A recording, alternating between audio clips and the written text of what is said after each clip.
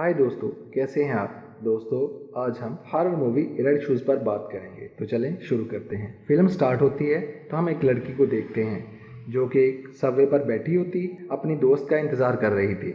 अचानक इसकी नज़र बहुत ही खूबसूरत रेड कलर के शूज़ पर पड़ती है। वो उसे बहुत अच्छे लगते हैं। फिर ये उन्हें उठाने के लिए जाती है, मगर इससे पहले ही एक और लड़की इन शूज़ को उठाकर ले जाती है। फिर वो लड़की शूज़ पहन लेती है। थोड़ा आगे जाने पर वो अजीब फील करने लगती है और फिर इसके दोनों पाँव कट जाते हैं। अगले सीन में हम एक और लड़की संजय को देखते हैं। इसकी एक छोटी सी बेटी भी होती है, मगर इसके अपने शोहर से अलग हो चुकी होती है। और फिर संजय और इसकी बेटी एक बहुत ही पुराने घर में शिफ्ट हो जाते हैं। वो जगह बहुत वीरान सी होती है और वहाँ एक बूढ़ी औरत के अलावा कोई और नहीं रहता। लोगों का मानना था कि इस जगह पर भूत प्रेत रहते हैं, क्योंकि इस घर में अजीबो गरीब चीज़ें होती रहती थी, जैसे कि लाइट खुद ब खुद आना, हो जाना और खौफनाक आवाज़ें आना और खुद ही चीज़ों का एक जगह से दूसरी जगह पर चले जाना। मगर संजय का यहाँ रहना इसकी मजबूरी था, क्योंकि इसके पास इतने पैसे नहीं थे कि वो कहीं और पर घर रेंट पर ले सके। फिर संजय सारे घर को देखती है, जो कि बहुत उजड़ी हुई हालत में होता है, यानी बहुत सी चीज़ें ठीक करने वाली होती हैं। फिर संजय खुद ही सब कुछ रिपेयर करना शुरू कर देती है। फिर जब वो एक ट्यूबलाइट को ठीक कर रही होती है तो वो अचानक से फट जाती है और इसका एक टुकड़ा इसकी आंख में आकर लग जाता है। फिर वो अपने एक दोस्त के पास जाती है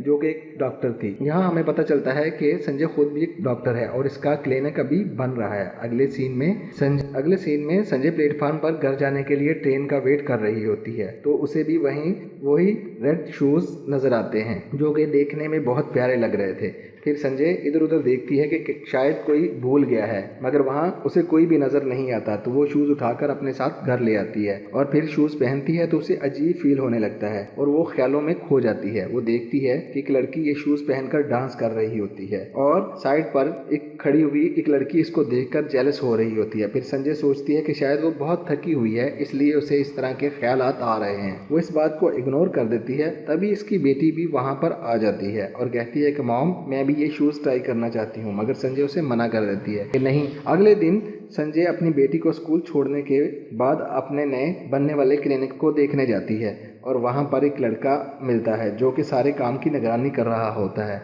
तो वो उसे अच्छा लगता है। फिर संजय उसे रात को अपने घर डिनर पर इनवाइट करती है। दूसरी तरफ संजय की बेटी अपनी माँ के घर ना होने की वजह से रेड शूज़ उतारकर ट्राई करना शुरू करती है। वो शूज़ इसके पाँव से बहुत बड़े होते हैं, मगर यहाँ पर अजीब बात ये होती है कि वो छोटे होकर बच्ची के पाँव के साइज़ के हो जाते हैं और फिर उसे भी वही ख्यालात आने लगते हैं। अगले सीन में जब वो लड़का संजय के साथ डिनर कर रहा होता है तो संजय की बेटी बहुत गुस्सा होती है और कहती है कि ये कौन है और आप मेरे बाबा के साथ क्यों नहीं रहती, आपका इनसे क्या मसला है। पर संजय को काफ़ी गुस्सा आ जाता है और वो अपनी बेटी को वहाँ से जाने के लिए कहती है। इसके जाने के बाद संजय लड़के को बताती है कि मेरे हस्बैंड के साथ एलर्जी हो गई है। इसी दौरान इस लड़के की नज़र रेड शूज़ पर पड़ती है। हालांकि वो लड़का था, मगर फिर भी वो शूज़ उसे बहुत पसंद आते हैं और संजय को सोते हुए भी वही ख्यालात आने लगते थे।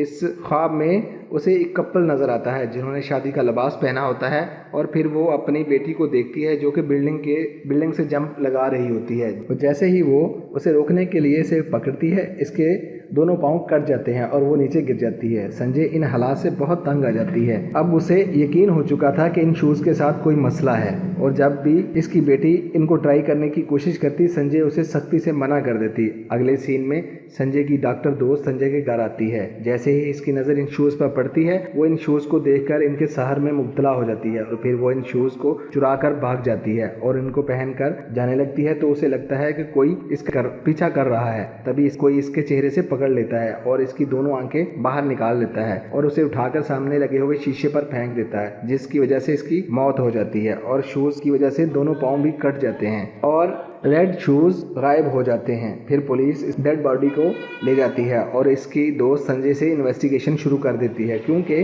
डॉक्टर मरने से पहले जिस आखिरी शख्स से मिली थी वो संजय ही थी। पुलिस के मुताबिक ये मर्डर केस था। और फिर संजय वहाँ पर बहुत सारी पिक्चर्स देखती हैं जिस पर उसे पता चलता है कि इस तरह से पहले भी बहुत सारे लड़कियों की मौत हो चुकी थी। ये सब देखकर उसका दिमाग चकरा जाता है, उसे कुछ समझ नहीं आती। वो अपने घर आ जाती है और देखती है कि इसकी बेटी के पास वही रेड शूज़ होते हैं। वो ये देखकर बहुत हैरान हो जाती है क्योंकि ये शूज तो उसकी दोस्त ले गई थी, तो अब ये यहाँ कैसे आए। और फिर वो शूज पकड़कर डस्टबिन में फेंक देती है क्योंकि वो ये नहीं चाहती थी कि किसी की भी जान इन शूज की वजह से जाए। लेकिन जैसे ही वो वापस रूम में आती है तो देखती है कि इसकी बेटी ने वही शूज पहने होते हैं। ये देखकर वो बहुत डर जाती है और इसकी बेटी के पाँव से खून आने लगता है। ये देखने पर संजय बेहोश हो जाती है और जब उसकी आंख खुलती है तो वो खुद को और अपनी बेटी को एक हॉस्पिटल में पाती है और इसके हाथ में वही रेड शूज होते हैं और वहां पर वो लड़का भी होता है जो क्लिनिक पर काम करवा रहा था। वो उसे ऊपर टेरेस पर ले जाता है और कहता है कि मुझे एक 60 साल पुरानी पिक्चर मिली है जिसमें एक लड़की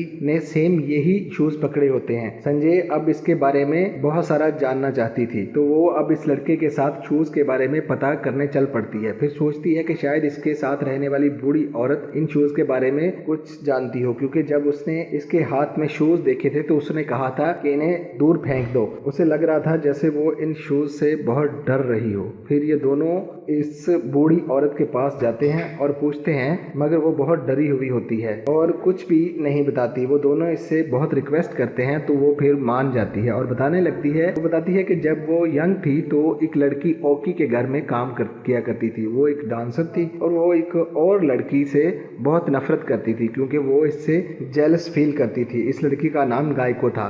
इसका दोस्त इसका बहुत ख्याल रखता था। यही वजह थी कि ओकी इससे जेलस थी। एक दिन गायको को इस लड़के ने बहुत ही प्यारे रेड शूज लाकर, जिसे देखकर डांसर के दिल में भी ये बात आती है कि उसे भी ऐसे ही शूज चाहिए। और फिर उसने गायको के फ्रेंड को अपने जाल में फंसाना शुरू कर दिया और वो इसकी बातों में भी आ गया। फिर एक दिन गायको ने इन दोनों को इतराज हालत में देख लिया, जिसके बाद वो नाराज होकर वहां से चली जाती है। फिर इसका दोस्त उसे मनाने आता है, जिस पर डांसर को बहुत गुस्सा आता है। ये लड़का अभी भी इसको बहुत चाहता है। उसने गुस्से में आकर गायको को कत्ल कर दिया और इसके दोनों पाँव भी काट दिए। फिर शूज पकड़कर जोर जोर से हंसने लगती है। इस सब में गायको का दोस्त भी शामिल होता है, यानी इसने डांसर के साथ मिलकर ये प्लान बनाया होता है। वो बूढ़ी औरत भी वहीं पर थी और सब कुछ देख रही थी, मगर इस बारे में वो नहीं जानते थे। फिर डांसर और गायको का दोस्त मिलकर शादी कर लेते हैं और डांसर ने वही रेड शूज पहने होते हैं। तभी गायको की रूह वहां आती है और दोनों को मार डालती है। और अब इसका ये मिशन था कि जो भी इसके रेड शूज को हाथ लगाएगा वो उसे मार देगी। संजय बहुत डर जाती है और फिर इसकी डेड बॉडी ढूंढती है और इसके शूज भी इसके साथ दफना देती है और काफी रिलैक्स फील करती है कि शायद अब गायको हमें तंग नहीं करेगी। और फिर संजय क्लिनिक बनाने वाले लड़के को पसंद करने लगती है और वो उसे मिलने जाती है, मगर उसे पता चलता है कि वो लड़का अब इससे नफरत करने लगा है क्योंकि वो सब सच जान गया था। और ये सब उसे संजय की बेटी ने ही बताया था कि वो कहती है कि मेरी माँ की कभी मेरे बाप से एलर्जी हुई ही नहीं, बल्कि उन्होंने मेरे बाप को कत्ल कर दिया था। और जैसे ही इसे ये पता चलता है कि वो गुस्से में आग बबूला हो जाती है और इसका बस नहीं चलता कि अपनी बेटी को मार डाले और फिर वो उसे मारने लगती है, मगर बच्ची वहां से भाग जाती है और एक रेलवे स्टेशन पर आ जाती है। संजय भी इसके पीछे वहां पहुंच जाती है। वो अपनी बेटी को मारने के लिए आगे बढ़ती है। तभी उसे एहसास होता है कि ये वो खुद नहीं है जो अपनी बेटी को मारना चाहती है, बल्कि गायको है जो छोटी बच्ची को मारना चाहती है, क्योंकि उसने कई बार जो शूज ट्राई किए थे और एक बार फिर से वो रेड शूज इसके हाथ में आ जाते हैं, जिसे संजय बहुत ज्यादा खौफजदा हो जाती है और कहती है कि हमने तो तुम्हारी मदद की थी, तुम्हारे रेड शूज वापस किए थे और तुम हमारे साथ ऐसा क्यों कर रही हो। तभी इसके सामने गायको की रूह आ जाती है और उसे बताती है कि मेरी दुश्मनी डांसर ओकी है, यानी तुम पहले ओकी हुआ करती थी, इसलिए ही वो बूढ़ी औरत भी इससे डरा करती थी। और गायको बताती है कि तुम ही हो जिसने अपने शोहर, अपनी दोस्त और इस लड़के को मारा और अब तुम ही अपनी बेटी को मारने जा रही हो। यानी वो गायको नहीं, वही डांसर थी जो लोगों को मार रही होती है। और यही मूवी एंड हो जाती है। तो कैसी लगी आपको एक्सप्लेनेशन? प्लीज कमेंट्स करिए, सब्सक्राइब करिए, लाइक्स करिए। Thanks for watching.